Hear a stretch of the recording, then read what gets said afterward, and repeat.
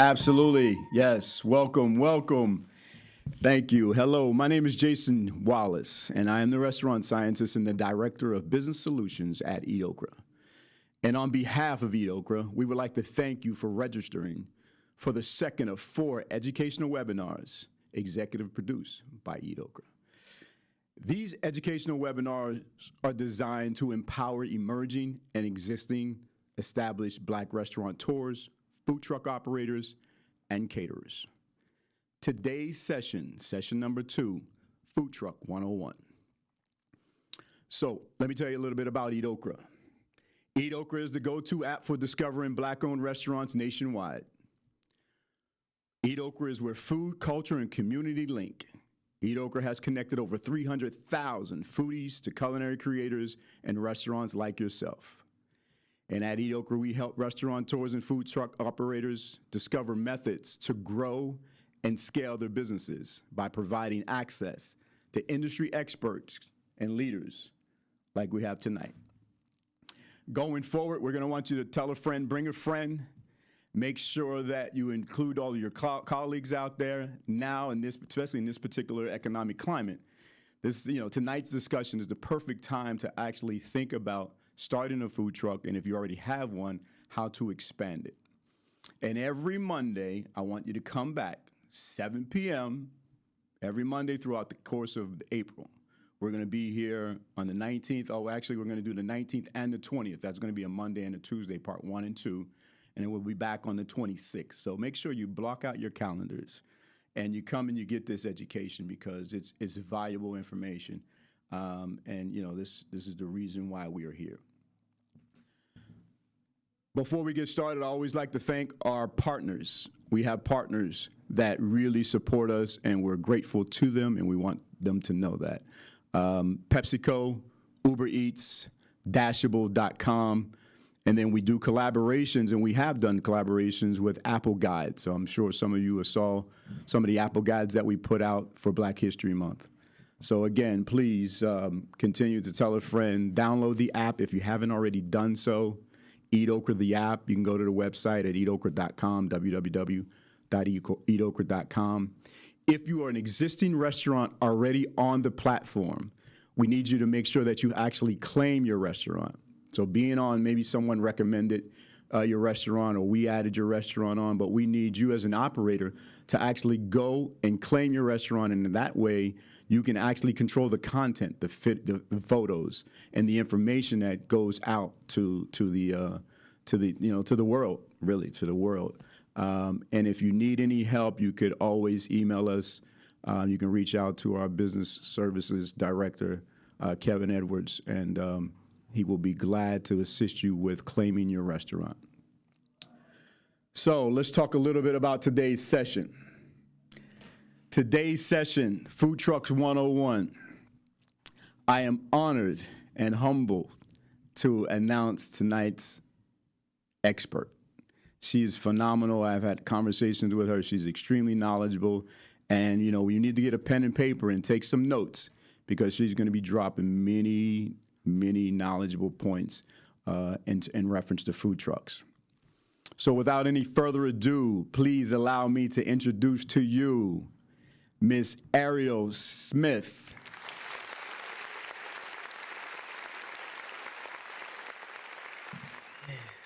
The Food Truck Scholar. Hey, Ariel, how are you today? I'm great, Jason. Great to be here. How about you? Not bad at all. I've been following your work. You're tremendous, and I know you've laid out a tremendous foundation for us tonight. And just for the viewers and the listeners, Ariel is going to take a deep dive into what she calls, how many M's? It's like 5 or 6 M's, right? Mindset, market, money, menu, maintenance, maneuvering, permits, and licenses. So, Ariel, please tell our listeners and viewers a little bit about yourself. Absolutely. So first of all, listen, I like alliteration. I can't help it. But so y'all, I'm a PhD student that's been studying Black-owned food trucks for the past 4 or 5 years now. And so I created the Food Truck Scholar podcast initially because I wanted to create a platform for Black food truck owners to be heard and to learn and to grow and to build community amongst each other. Since we started the brand and then later the podcast in 2019, we have expanded and it has just been an absolute wonderful journey. Although now the podcast features people from all different backgrounds, we still keep Black voices at the forefront because we still have a lot of work to do in terms of getting Black food trucks and Black voices centered in the industry. So for today, what I wanted to sit down and do is put together what I call some of the basics. Is it an exhaustive list? We don't have enough time in 1 hour to get through all of them. But I do Right. want to share with you some points to really get you thinking, especially if you're someone that's looking to dive into the food truck industry. Maybe you are a virtual bakery and now you want to have a physical location because you started out as pop-ups. Maybe you are a self-trained chef. Maybe you are a formerly trained chef that's new to the food truck industry. Mm. I'm going to start by giving you some tips that I've come across, and I've done it in a couple of ways. First of all, I've interviewed over 100 food truck owners thanks to the podcast. Eat Okra, I'm proud to announce, are our season 3 partners this year. So we have 40 episodes for you to check on, and I hope you listen to them. But I've also been to over 500 food trucks since I started this process. So Wow. I'm going to, it's insane. I've had a lot of great meals. Yeah, I can So imagine. I can imagine. So in the process of that, I've had the opportunity to learn from food trucks, not only as the foodie and the customer, but also as that person that has interviewed them, that has walked alongside some of them. And I've also gotten a lot of questions from people looking to go into the food truck industry, and it never fails. Some are always the same. So Okay. let's jump into it. We're going to go into this in 3 different parts. Okay. So the first part is going to be before the truck. Okay. So I kind of got this whole thing. So it's kind of like the before I do. So before you commit Right. to Right. the Right. food truck, what do Right. you got to think about? Are you the right person? Right. You have the right mentality, work ethic, all those types of things. Correct. All of that. Okay. All right. of Let's that. go. Let's go. All of that. So you're right on it, Jason. Are you committed to this? Mm. So many times I get a text message, I get that email that says, hey, can you make money off this food truck? Mm.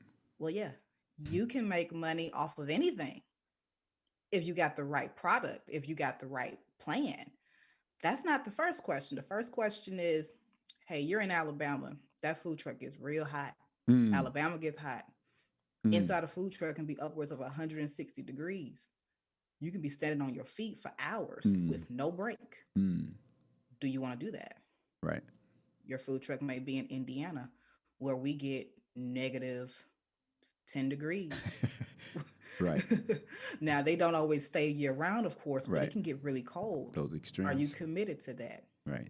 Are you committed to doing this when maybe it's only you and 1 or 2 other people working that truck? Right. So, Absolutely. do you have the mindset? Now, my recommendation for Hmm. figuring out if do you really have the mindset for this is I would always, and this can go for any of the other points, but I strongly recommend it at this stage. Go find a food truck and volunteer to work on that food truck for at least 1 or 2 weeks. Okay. Okay. All right. You That's figured. my recommendation. Right. Right. You'll know then, and really at what time of the year. So depending on, busy time, hot time, cold time, right? Cold periods, that type of thing, right? Hmm. Okay. And you want to see them at all different seasons. So, Right. Right. kind of like premarital counseling or any other form of counseling, you want to see your partner at different seasons, at different stages. Right. You want to see what the food truck industry is like at different stages. What Yeah. is it like when it's in the beginning and everything isn't quite going as you planned? Right. Because no matter how much you plan, when you got that line that's out the door, you're like, oh, I'm not prepared. Oh my goodness. There's always those little things that you figure out. You want to see a truck at that stage if you can. Got You you. also want to see a food truck when they're at a festival, and maybe sometime soon we might get back to some of those. I'm starting to see some of them get planned and, lined up for 2021. You want to see what that's like, because that's a whole different atmosphere. Right. Even the type of the way that you may serve your menu may be different. If you're the type of food truck that would normally do plates and dinners at a festival, that may not always work. They usually want something that they can fit in one hand because they're going around to other trucks. You want to see how that's structured. Gotcha. You want to see what a food truck is going through, especially those that are seasonal. And a lot of times they lose their employees because, they're out of work. Right. You want to see what they're going through and how to recruit and get that team, or how do they keep the same folks coming back. You want to see that food truck at every season. Got you. So that's mindset. So that's where we are now. We're talking about mindset and determining if you are the right candidate long term. Because once the novelty wears off, are you really still in it for the long haul? Because ultimately you want to get your return on investment back. We haven't gotten to the finance part yet. But okay. Yeah. What else? What about marketing, and what would be the next step? So let's continue to follow your curriculum. Okay, go ahead. You want to follow that market research. Mm-hmm. So many times people say, "Oh, I'm gonna sell this." Okay, but have you done some research on the market? What food trucks Mm-hmm. are out right now? Like, if you're saying you're gonna start a taco truck, maybe there's 6 of them already out in your area. What's gonna be different? I'm not saying you can't do the taco truck, but I am saying what's gonna make your tacos appeal differently Mm-hmm. from the others. Um, have you sat down and thought about, okay, had there been a food truck like mine in the past? Did it close? Can you find that food truck and figure out why did they close? Was it that it was more on the owner's error? Maybe they didn't forecast, or maybe something else happened, or maybe there wasn't necessarily a demand for that product. Maybe you can pivot differently. Again, I'm not saying that you can't do it if they failed, Mm-hmm. but I am saying that you want to listen not only to food trucks that are, out and rolling, but if you can sit down and talk to a food trucker that's out of business and figure out what happened.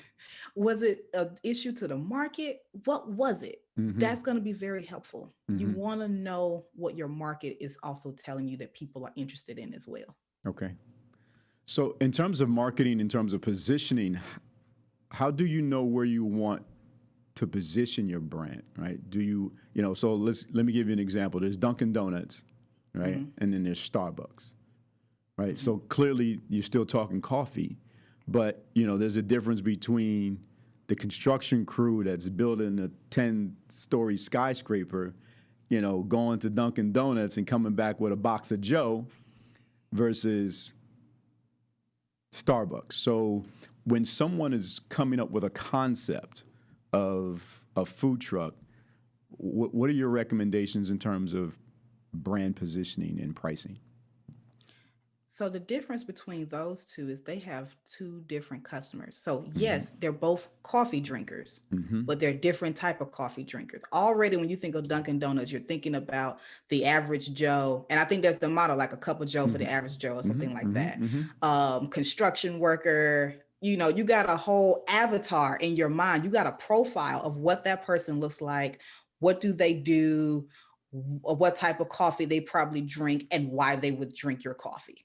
So already you can kind of create that image of Dunkin' Donuts, which is exactly what you did. Right. Whereas Starbucks is going to have a whole different clientele. It might be that soccer mom that needs some energy after being out on the soccer field all day. Right. It might be me, even though I don't drink coffee a whole lot. It might be me staying up to 4 a.m. trying to write this paper that's due at 11:59 that I'm totally late for.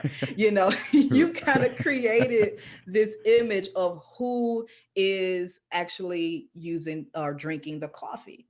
So for And a then food truck, also, how does that work? So how does that work for a food truck operator who's trying to develop that all right, so let's take barbecue, marketing? Mm-hmm. because all barbecue is not created the same.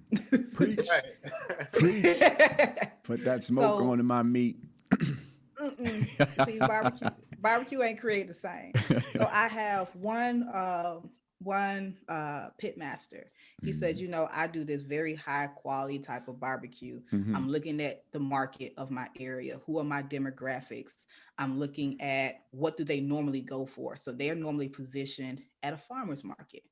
Okay, this group of people in this particular area, for whatever reason, they don't eat brisket. Okay. So because I know that, I'm not going to have brisket on my menu. Right. I also know that this is an area that is, you know, they don't really do a lot of dinners. Right. They're kind of like the grab and go type of people, just looking at what does well in these spaces. Gotcha. So I'm going to do a lot of pork. Okay. All right. I'm going to make this very grab and go. I'm in. And then also, too, you all want to tell a story. So this particular food truck, they're from one part of the country. Now they're in the South. They're like, oh, I want to tie in and let you know that I got some Southern roots. So in this situation, they also paint that story. Right. Well, that area also has a lot of people that are transplants. So they can also relate Ah, to okay. that whole story. Right. So I'm hoping I'm answering some of your Yeah, questions no, there. absolutely, absolutely. So Yeah. we're talking about, just so the viewers understand, we're talking about marketing. So, let's use the transplant example, meaning that if you're from New York and you move to another part of the country and you're craving New York style pizza, boom, there might be a market for you to create that and put it on a food truck. But utilize that methodology to determine the market demands. Because where I want to go with this, Ariel, is okay, am I charging $12 or am I charging $16? And how far can you, from a marketing point of view, how far can you push that envelope, make that like a rubber band, and, the elasticity of it will snap. So that's where I Ooh. was getting at in terms of Hmm. positioning. So for that person out there who's looking to start a truck, based upon the area where you're looking, your demographics of where you're looking to start their truck, follow Ariel's examples and then hone down on that. But what I want you to take a little deeper dive into the marketing components of then how do you come out with your pricing in terms of your food and your beverage selections, and segue me into menu, because I'm assuming Okay. that would be the next big component that someone who wants to start a food truck would have to develop. Well, one of the things you got to talk about also too is cost. Like we Okay. kind of danced around that when it comes Okay. down to like pricing your menu. But if I know that this demographic likes to eat pork, Mm-hmm. what type of pork am I going to be Mm-hmm. offering? You Mm-hmm. know. Mm-hmm. Now, not only that, how much of a portion I'm going to sell. Right. Right. What size? it, Yeah. it, 8 ounce, ten even ounce. Right. something so small as how much of that meat is actual meat and not fat, because you don't want to serve your clientele half of it be fat. Got you. So you got to sit down and do some math in terms of, okay, I bought it for this much, I can only use this much though and serve to clientele. So that's going to impact your cost. Another thing is your market perception. Okay. So when you have beef, chicken, pork, even if let's just say hypothetically that uh, pork costs more than chicken, let's just say hypothetically, but in someone's mind they may think that okay, pork is the cheapest, chicken is in the middle, beef is top tier. So even then you can also play on your customers' perception of which meats are more expensive, even if they're not. And that can also go into your marketing. We can even talk later on about not even just the pricing, Mm-hmm. but even when you put the menu on your truck, you want at the top your bestseller to Mm-hmm. be at the top of your truck in bold black letters. You may want to have your middle tier or more popular in the middle. So there's other different strategies that you can do in terms of how you actually place your menu on your truck, the colors that you use, and how you position them as well. Okay. Okay. So we started out talking about mindset, and then we went into marketing. Anything else that we missed that you want to make sure that they understand about marketing? Well, we was talking about the marketing research. So like what Okay. type of research that you have to do to understand your market. Okay. Now, when we're talking about so that was market research. Research. So Okay. when we're talking about marketing and engagement, this is about how do you build that social media following? How do you build those customers? And so for me, I would encourage you to not wait until you get the truck to Okay. start promoting. Some of my food trucks, like Krista McCants, she's the owner of Trey Pay's Rolling Cafe. Season 1 of the Food Truck Scholar podcast is a phenomenal example of this. So she had people following her well before the truck even came out. In fact, I actually interviewed her before the truck came out. Wow. Yes. That's So that's a she great is a idea. beautiful case study of that. Natasha Johnson, owner of the Beignet Bar, is another great example of that. One of the things that they did was they knew what their menu was going to be, and they started taking photos. They started posting them on social media. They started telling parts of their story. Krista even had I think it was a contest about what her logo should look like, because her food truck is named after her two sons, Trey and Pay. And so she had a contest giving away shirts that had the winning logo on it. So people was following her, they were engaging with her. She was always doing photos and videos. And now that you have Instagram reels and TikToks and all of this other stuff that you didn't have Right. just 2 years ago, you can really level up Right. and post your videos, post your story, get people engaged to follow you. And people say, well, I don't have a lot of people. Start with the people that you have That you on do your have. personal page. Right. They're not always going to be the people that's going to come to your truck, but that is your first base. So Right. tap into that network, letting people know, hey, this is what we're getting ready to roll out with. Here are some of the options. Maybe even do a few samples here and there. Do some pop-ups. EatOkra just did a wonderful webinar just last week on pop-ups. Use that to your advantage. There are a lot of different ways for you to be engaged. You rolling out with the food truck, though, that should not be the first time people hear your name. Got it. There's a lot of opportunities for you to get involved, for people to know what you're talking about and be like, huh, when you get your truck, let me know, because I Right. want to play. You be like, you know Absolutely. what? You ain't got to wait. We already doing a pop-up. We're Right. doing this X, Y, and Z. Right. Come see what I'm about. Nah, absolutely. That's great. That's great information. I didn't even think about that. Okay. What's the next M? So this is where we get into the getting the food truck. Okay. Now, I've talked to at least 4 or 5 different food truck builders for this season. We just had one air last month with Titan Food Trucks, and we have a few more that's going to come out this season. And the reason why I did that is because I would get a lot of questions about, well, how much does it cost for me to get a truck? Should I get a truck? Should I get a trailer? And Hmm. the answers is, and they're gonna hate me for this, but it really is, it depends. So let's start out by saying this. There is no cheap way. If we're talking about money, you're talking about food trucks, there is no cheap way to enter into the food truck industry. You're gonna spend money one way or another. So let's Absolutely. talk about financing. Now, this is a route that I have not seen many food truckers do. And I can understand, you're doing custom build, you're probably starting at 39,000, and if you're a major corporation, it's probably 200,000. If you're one of those franchises that's getting into the food truck industry, because we're seeing a lot of that too. Okay, you may not have 39,000 or 40,000 or 50,000 to build the truck exactly how you want. I understand that. Mm-hmm. So what do we see happen? We see some people may get a used food truck, 20,000 and under.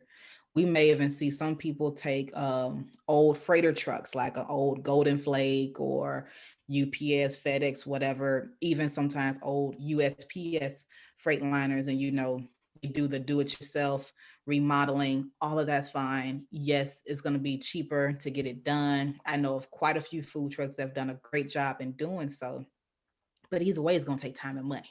Right. So you can't say, what's the cheapest way? Right. Right. There is no cheapest way. Right. Um, the second thing that I would tell you is that once you accept that there is no cheap way to do the food truck industry, Right. I just really want to emphasize that, Right. is you want to know your menu.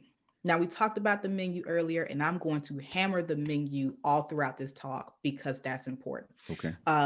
Your menu is going to inform the layout of your truck.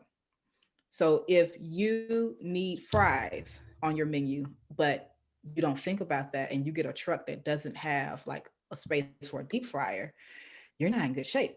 Right. Right. Exactly. So write out your menu in detail. Make sure that you got all of that out. So whether you do a custom build or you're getting used, you at least know what you need and the layout of how you want them set up, so that when you're actually assembling a person's like item that they've requested, it's very streamlined, very straightforward. You're not having to run back and forth from one end of the truck to the other just to put together a burger. You can make sure that it's very streamlined in the process.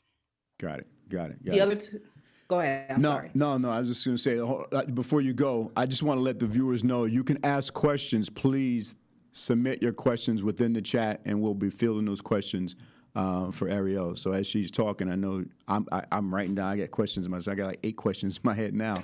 So I'm sure our viewers do as well. But I just want to encourage them to engage in the chat. Go ahead. Absolutely. And you can also email me too if you ever think of a question after the fact. I've always want to make sure that I'm responsive to that. Okay. The other two things, maintenance and maneuvering permits and licenses. Okay. Okay. You always want to save for this up front. And your expenses sometimes are going to vary whether or not you got a used truck or a brand new truck. Depending on the builder, if you have an issue with your truck and you do custom build, sometimes they will support you 1 to 2 years after the fact. But because we know that most food truckers aren't going that route necessarily, you want to save and have, I would say, on hand somewhere between $5,000 to $10,000 if you can. 5,000. Why? Because if you're getting a used truck, that engine is going to blow. Transmission, right? Something gonna happen to the tires, the axles, because you're driving. Now, of course, that cost is gonna be higher if you got a truck versus a trailer. Why? Because that truck is just like your everyday vehicle. Alternators, fan and belt, all that stuff could go out. So you want to save money for that. Whereas with a trailer, you're not really concerned about that. You hook it up to like a truck, you haul it, you park it, you're good. So it's less expenses in that regard, but you always want to have some money set aside because you just never know. The next thing is maneuvering permits and licensing. So I did a talk with Urban Impact in Birmingham about the food truck licensing in Birmingham, Alabama. One of the things that carries across all platforms is simply permits are not licensing. You need your permits to get your license. Okay. Think about it like when you're driving. You get a learner's permit so that you can get a driver's license. Your public, your permit from the health department, that's not your license. Right. Even if you go to the county and you get a permit, that's still not your license. You need all those materials. They're great. You really do need them to get your license. Also, I would be remiss if I didn't say that every state, every county, and dare I say even every city is different in how they do their licensing. Right. So let's use Birmingham as an example. You may have a license with Birmingham, but you might need a license for another city. You might be good in Jefferson County, but you need a different license and permitting process for Shelby County. Got you. And this varies upon states. Now, Florida is a whole different ball game. They've done some changes, I want to say, in the beginning part of 2020, where it's a state coverage. So if you're good in one place, you're good everywhere else. But if you're in the DMV area, you need to make sure that you are good in every place you plan to operate in. So if you're in DC, but you're planning to operate in Baltimore, then you need to check and make sure that you have all of your permits, all of your licensing good to go for both areas. Not only that, you also want to make sure that your standards are good. So some petty little things that may happen is about the generator. In some areas, they want the generator to be no less than like 30 inches above the ground. In other places, it might be a little different. So there's certain protocols you want to make sure with the rules and legislation that you're good in both places. Even with your commissary kitchen, if your commissary kitchen is going to be in a different city or a different county than where you're going to operate in, you want to make sure that you pass all of the health codes and all the requirements for that county as well. It takes a lot of getting used to. You have to stay up on that information, but it's very important for you to do. Got it. Okay. Go ahead, Kim. Oh, sorry. Ariel, can you explain to us what a commissary kitchen is and how that serves food trucks for the people who might not know? Okay. Yeah. So commissary kitchen, you may even hear a shared kitchen. So you need a place to properly store and prepare your food because you can't do that at your house, or you're not supposed to do that at your house. You also cannot just leave that food on your truck. None of that's not okay. So you need that shared kitchen to properly store all of your equipment, to properly store your food. Usually, a lot of trucks will also park there as well, to make sure that everything is clean and ready to go. They are going to inspect that commissary to kitchen to make sure that everything is clean. So not only do you get an inspection for your actual truck, but you also have to pass inspection for your commissary kitchen because again, they want to make sure that everything is kept at the proper temperature. Your station is clean, the area that you're in is clean because they want to make sure that this is a safe and clean environment for your customers. So, just so people know that random voice that came in there, that was Kevin Edwards. Uh, say hello to everybody, Kev. How you doing, folks? I thought you could see me. Yeah, no, we can see you, but it's like I was maybe I didn't introduce you. But yeah, we have Kevin Edwards, who is our business solution. I mean, our director of community engagement for EatOkra. He's the guy that will be signing if you log on and you claim your restaurant. He's the one that will make sure you're successful. He's our success manager, and he's fielding some questions coming through the chat as well. But I want to back you up a little bit, Ariel, because I want to talk to you. And again, I want the viewers to truly understand that the truck is one thing, and then that food needs to be, because that's the service and the finishing of the food.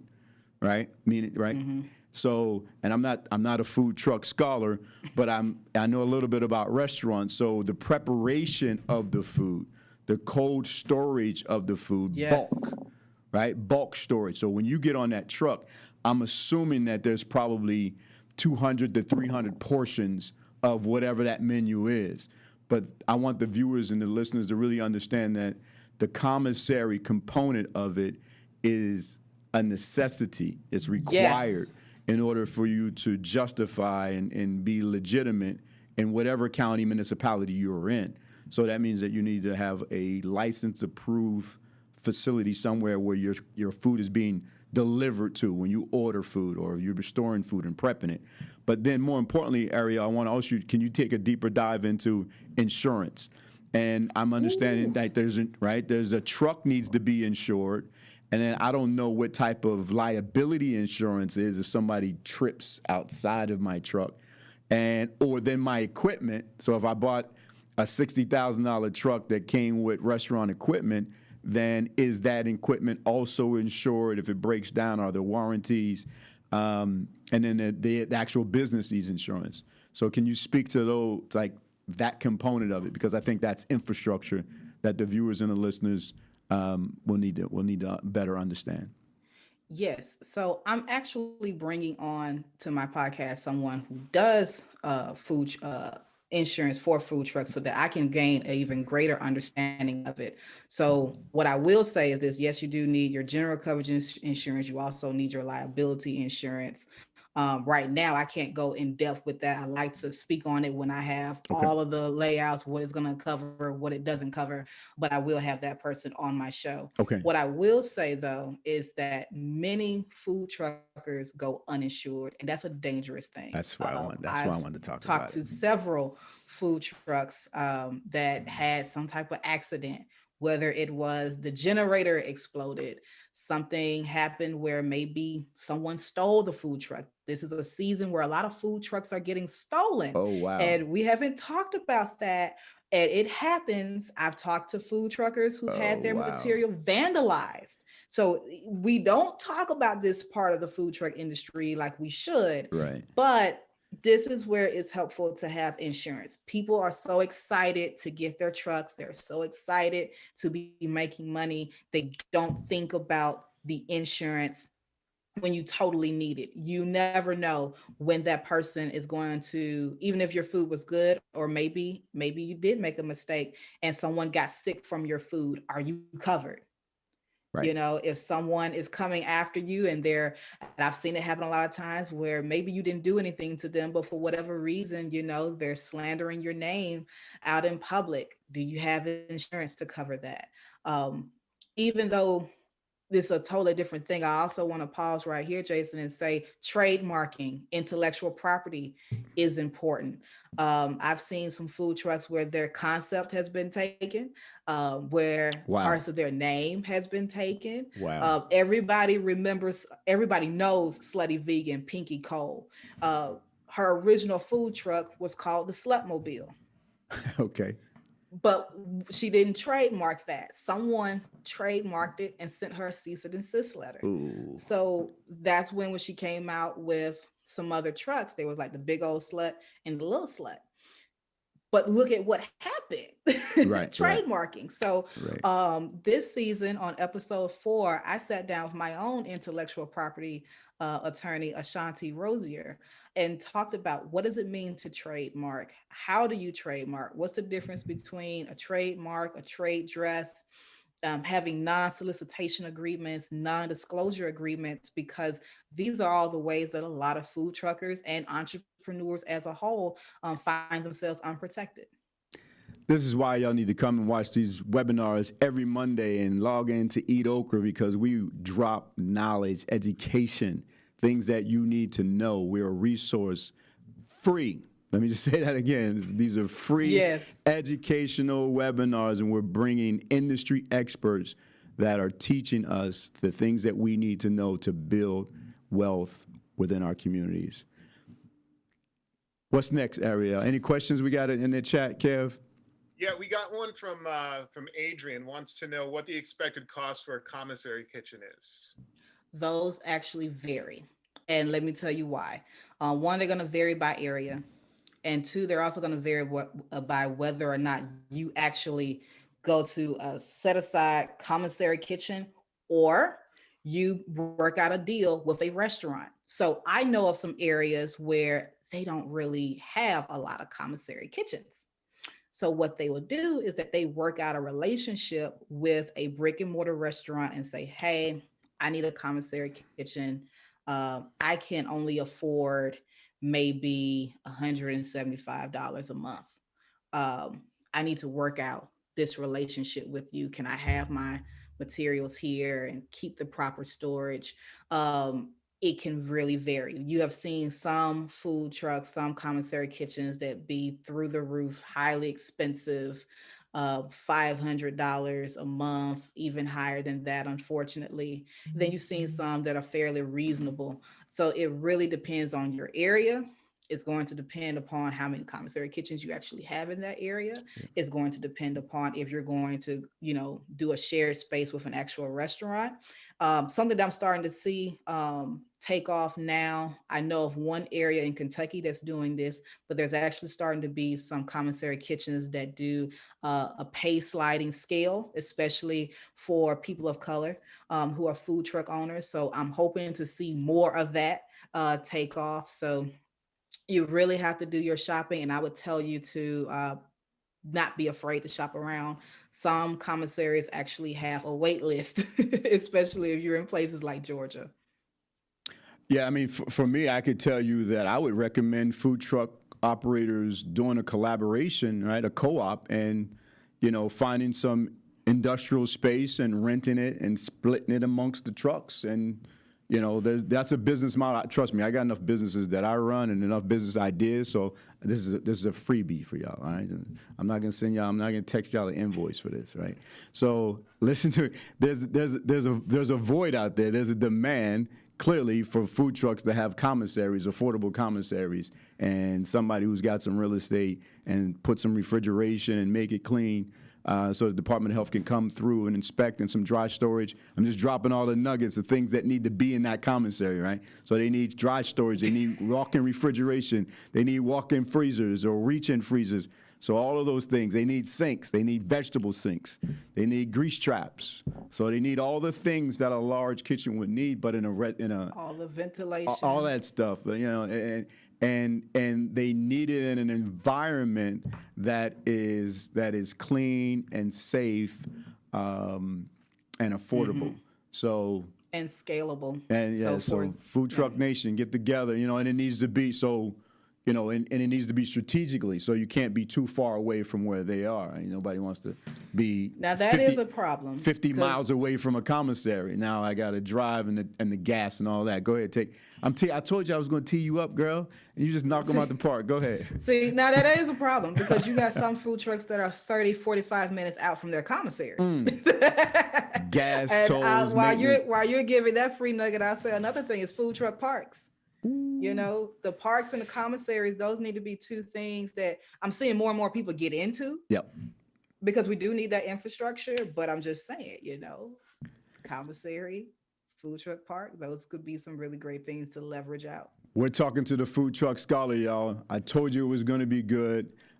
She's dropping many nuggets here of information and knowledge. And we got about 20 more minutes, Ariel. So start thinking about, okay, how do you want to wind down? What are some, we got time, but I'm just saying, like, let's keep it going. Let's give them some more information. I'm with you. Now, yep. I'm bringing up the menu again. I was going to say, oh my God. Yes. Yes, because I want y'all to understand. Yes. This is not the time to have 30 items on your menu. Thank you. This is not the time to do that. You want to keep a very minimal menu. You can get ingredients that you can reuse, recycle, and put into different, items. If you're going to use chicken, how many different ingredients, how many different plates can you make with chicken? Like, get creative. I understand that you want to, showcase everything that you can cook. But here's a way that you can do that. Turn it into a special. Mm-hmm. If you really want to do a new product, put it on your menu as a special. Mm-hmm. Let it run for a month. Do some samples, see how it does. If it does great, okay, well, maybe you can bring it back every now and again, or maybe that does need to be a mainstay on the menu. Mm-hmm. Or maybe you could do a secret menu. I've seen some folks, they do a really great job of having one stable, consistent menu, but for the people that are staying engaged, going back to that social media and engagement piece, right, they'll put an additional menu item in their Instagram stories or on their TikTok, and only the people who watch that Instagram stories and come up to the truck can request that item. Right. That's huge. Your next thing, if we're going to talk about food, consistency. Consistency needs to be a top priority. One of the things you never want to have anyone say about your food truck is, hey, is the food good? Well, if so-and-so's on the truck, yeah. If not, then And unfortunately, I've been to festivals and I ask the locals about a truck, and sometimes I hear that. So that means a couple of things. One, you want to make sure that your employees are trained on how to deliver a consistent product each and every time. That means that you probably need to have an employee manual that says, hey, this is how you build this burger. Like, the lettuce go first, then this, then that. Like, whatever it takes to make sure that that product is consistent, that needs to happen. There needs to be an organizational or a company culture as to how we do things. Not just in the product, but how you engage with the customer. There's a certain way that you greet the customer or you see them as a guest, whatever the case may be. That language needs to be consistent across the board. Also, when you're posting on social media, consistency is a priority. Not saying that you got to post 3 times a day, every day. That's not necessarily realistic.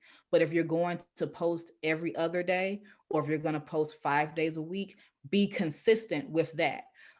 Your social media platforms like Instagram, they reward you for consistency. It's not necessarily about if you posted 3 times a day, every day, or if you posted every other day. They're just looking for, okay, whatever your method is, you stay consistent with that. Right. The next, go ahead. Jason, no, I just was agreeing with you. Go ahead. Mm-hmm. The next thing is make a budget and use it. Now, this is called the kettle black, but I am gotten better about that as well. You will really know if you're over budget or under budget if you have a budget. If you're not someone that's great at creating budgets, this is where an accountant will be great.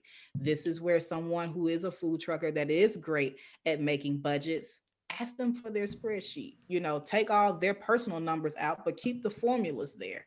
That's a great resource to have. That's something that I'm working on so that I can share with you all because it is important. That's how you know if you're on target. You can have a daily goal, you can have a weekly goal. Whatever the case may be, you need to know what you're bringing in, what's the goal for that week, what's the goal for the month. That way, you know when it's time to shop, okay, I can spend this much money on shopping. This much money can go towards maintenance. This much money can go towards payroll. This much money can go towards my insurance. This much money can go towards X, Y, and Z. You will know that if you have a budget. Right. And then I've already hit this, but I just want to say again, maintain consistent social media engagement. Another thing that you can do beyond posting is, of course, being on EatOkra. That's important. EatOkra takes a lot of the work for you in terms of having great pictures. They got a lot of traffic that's coming through the app for people looking for things to eat. Be on the app. If you are already on the app and you haven't claimed your space on the app, then you should claim it. That just goes a long way. I've interviewed some food trucks, honestly, and I'm not even saying this because they're my partners. I'm saying it because it actually happened. I've interviewed food trucks who have used the app and had people come in from another state just because they found that truck on EatOkra and wanted to support. So really take advantage of that. They're doing a lot of great stuff to really support Preach. truckers. We didn't be here to say that either. Yeah, Nah, exactly. no, that's a real thing. Like post. Also, Yeah. take a look at the podcast. Like I try my best to people that has been on the show to promote them. So there's a lot of different ways that you can do that. You can reach out to bloggers. This is another free tip. There's some amazing bloggers out there that really want to support, food truckers, especially those who are Black and brown. Reach out to them. That's another way to get exposure and share their content when they post about you. Please. It does no good for them to cover the story on you and you don't share it as well. That's etiquette, but it also helps you get more reach and clientele. So definitely do those things. And of course, subscribe to the Food Truck Scholar podcast. Woo-wee. Let's get some hand claps up there. Let's get some applause. Knowledge being dropped all over the place. Any questions in the chat, Kev? Yeah, we got one from Michael. He wants to know how location corresponds to cost as far as like overhead. So that comes in with how much the permits and licensing costs. So that's one issue. And especially in places like New York City, you're going to have ridiculously costs for the area. They even will probably zone based upon like the city center, of course, is going to be more expensive versus somewhere that's further out. So that's one cost that you can expect. Another thing about New York City, that's going to be an area where you're more likely to see a truck as opposed to a trailer because of parking. So you're definitely going to see that. You're definitely going to see issues when it comes down to restrictions. So absolutely, it's going to vary depending upon your area. But also you want to that commissaries play a part into that as well. Whether or not there's food truck parks where they can, park in a relatively, I want to say like safe area, but where they can get customers and things of that nature and not have to worry about moving every so often. All of that plays a part in what the overhead costs may be. A lot of people will assume that because it's a food truck that, oh, well, they're not paying fees like a brick and mortar. Well, the fees are different. The overhead may look different, but that doesn't mean it's cheap. Exactly. And the cost of doing business is there as well. It's all relative. The absolute dollar value and the relative percentage values are, is what matters at the end of the day. We got to bring you back for 201, right? Food truck scholar. This was 101 because we have to take a deeper dive into pricing your menu, right? Commissaries, understanding, insurance, insurance, trademarking, and really getting that break-even point, and like really get behind the numbers of, okay, how can I make a living off of this, and how can I really maximize it? As we wind down, Ariel, how can people get in touch with you? What are your last, comments and nuggets you want to leave with the listeners so that we make sure that we're accomplishing the goals of tonight's session? Okay, first, you can always follow me on social media as the Food Truck Scholar on Instagram. I'm on Twitter, Clubhouse every Tuesday. We do all things food truck room except for this Tuesday. YouTube as well. You can also email me, Ariel at thefoodtruckscholar.com. I do want to address Angela's question in the chat that says regarding advertising, our website still needed or is utilizing social media enough? No, your website is still needed. In fact, next Monday, I'm sitting down with Urban Impact and Grow with Google to do a mini food truck con. And one of the things that we're talking about is getting your business recognized on Google. You still need websites. I did a partnership with Roman Hunger not too long ago about social media and search engine optimization. Many people assume that social media is the end all be all. It is not. That is, in my opinion, that is the first touch point, but it shouldn't be the only touch point that you're using in order to reach your audience. So if you're interested in that, definitely you want to sign up and you can connect with me on social media on Instagram at the Food Truck Scholar, as well as my website, thefoodtruckscholar.com, to sign up to our mailing list, and I can send you that link out. Okay. All right. Wow. Fabulous. Fabulous. The time goes by so quickly. Yes.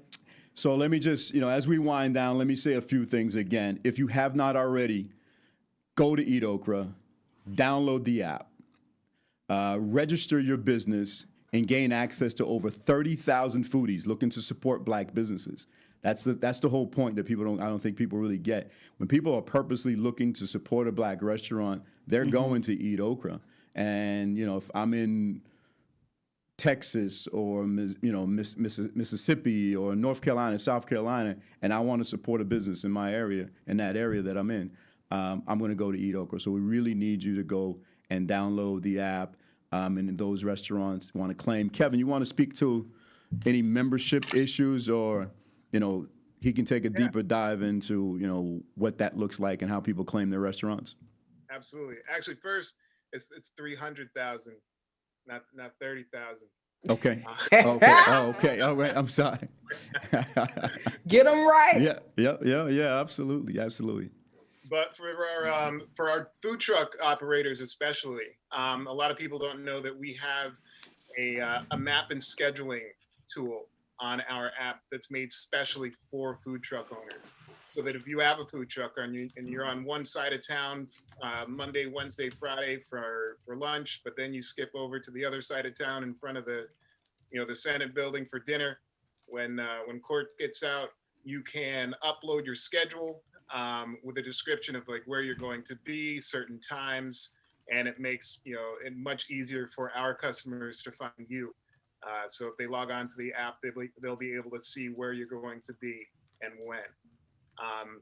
But there's all kinds of perks that I'd love to talk to you about. Email me, Kevin at EatOkra.com. Always happy to take your questions.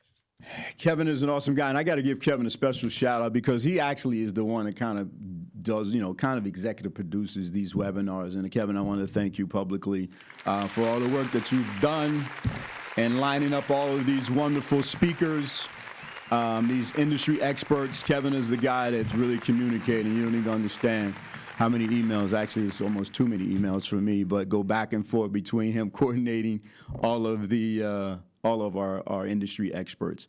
For your viewers out there, I need you to mark your calendars. Next Monday and Tuesday, all right, it's going to be a part 1 and a part 2. We're going to talk about digital marketing and methods for telling your brand story, part 1 on Monday, 7 p.m., and on Tuesday is part 2. So I need everybody to, again, tell a friend, bring a friend, and make sure that you put that on your calendar, 7 o'clock, for more information. As we wind down again, let's thank our partners, PepsiCo, Uber Eats, and Dashable.com. We want to thank Apple Guides. And then we just really want to, give a shout out to the EatOkra team. We want to thank our co-founders, Janique and Anthony Edwards Jr. And then all the behind-the-scenes people that really, EatOkra is a national organization. There's a lot of moving parts to it. I want to thank Naja Aziz. I want to thank Joshua Sharp, Kevin Edwards, Kira Houston, Brittany Harris, and myself, Jason Wallace. Until we meet again, thank you for attending.